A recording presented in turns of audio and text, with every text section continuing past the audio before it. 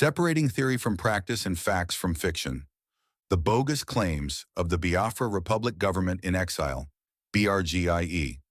The Biafra Republic Government in Exile, BRGIE, has made bold assertions regarding its legitimacy, authority, and statehood.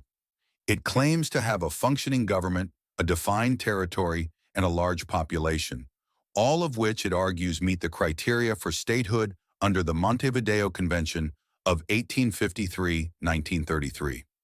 Yet upon closer examination, these claims are riddled with contradictions, theoretical posturing, and a clear disconnect between their statements and the reality on the ground.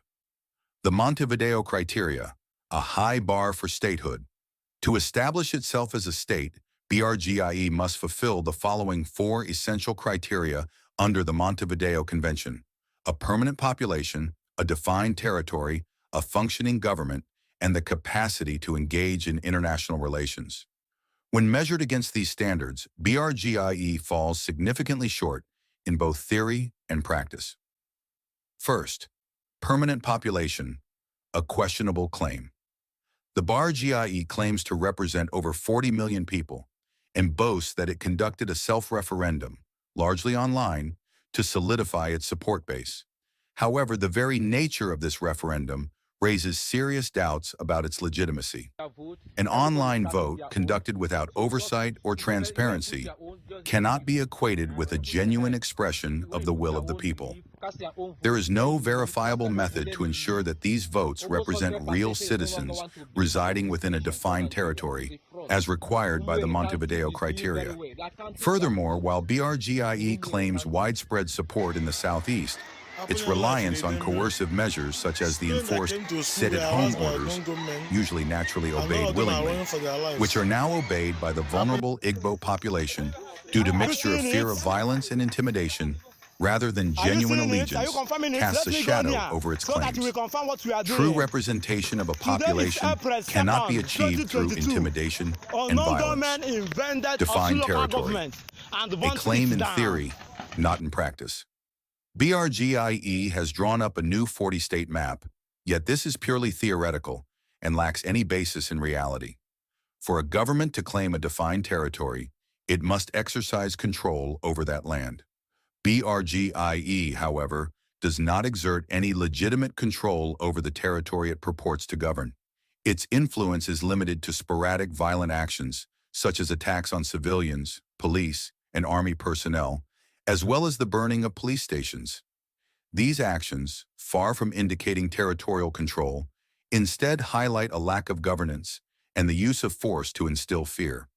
Moreover, the sit-at-home orders enforced by BRGIE, while only observed in the Southeast, do not reflect legitimate governance, but rather a campaign of terror. A state cannot be considered to have a defined territory when its control is maintained solely through violence, horror, terror, and coercion, rather than the consent of the governed. 3. Government, de facto, or fiction? BRGIE claims to be the only legitimate representative of the Biafran people, discrediting the efforts of other pro-Biafran organizations, including those that laid the foundation upon which it stands and from where it drew inspiration. It has created various departments in theory in its supposed government structure and insists that no one has accomplished what Simon Ekpa and BRGI have done in just 2 years.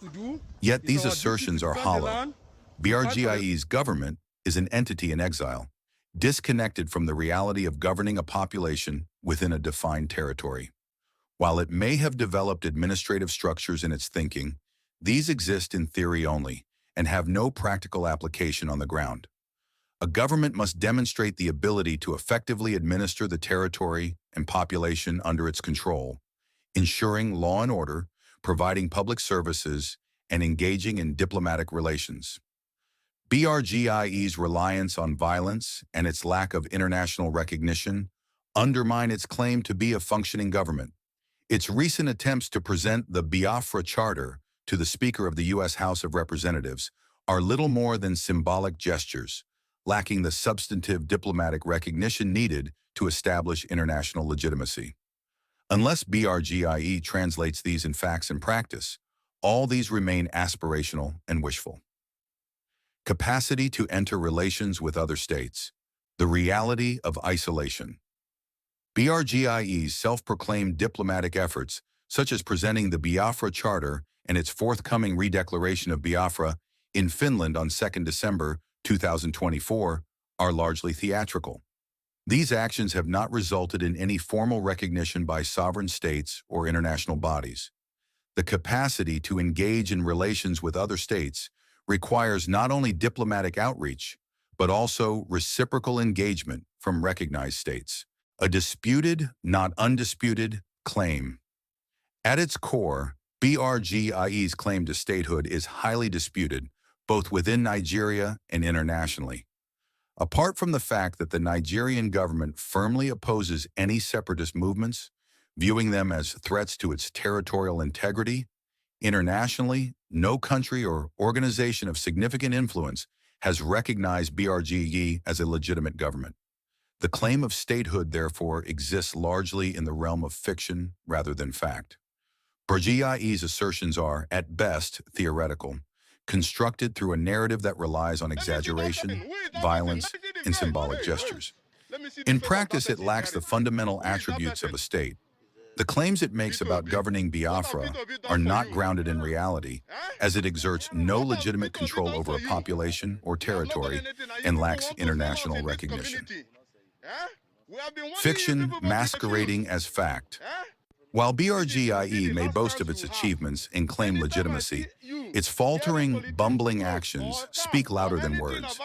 The government in exile has no control over a permanent population, cannot claim a defined territory, has not established a functioning government, and lacks the capacity to enter into meaningful relations with other states.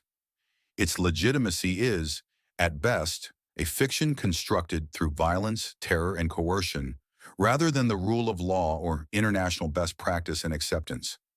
BRGIE's efforts to present itself as the sole representative of the Biafran people are misleading and dangerous. Its bogus claims is viewed with skepticism as they fail to meet the preliminary and basic rigorous standards set by the Montevideo Convention for Statehood. While it may succeed in stirring unrest and imposing stay-at-home orders through violence just like any other violent group can do, this is far from the legitimate governance required to establish a sovereign state. As theory is separated from practice and facts from fiction, it becomes clear that BRGIE's aspirations are so far grounded, more in fantasy than in any concrete reality of statehood. My commitment. When BRGIE begins to get it right and hits the right chords, I will still be one of the first, if not the first person, to come out and appraise and recognize its efforts as appropriate and if in the right direction.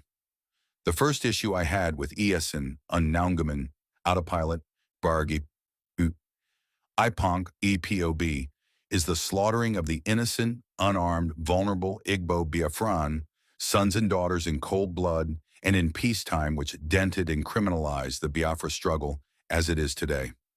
Uche Mefer is the convener of the Igbo Biafra nationalists and the indigenous people of Igbo Nation for self-determination, and writes on this day, 22nd September 2024.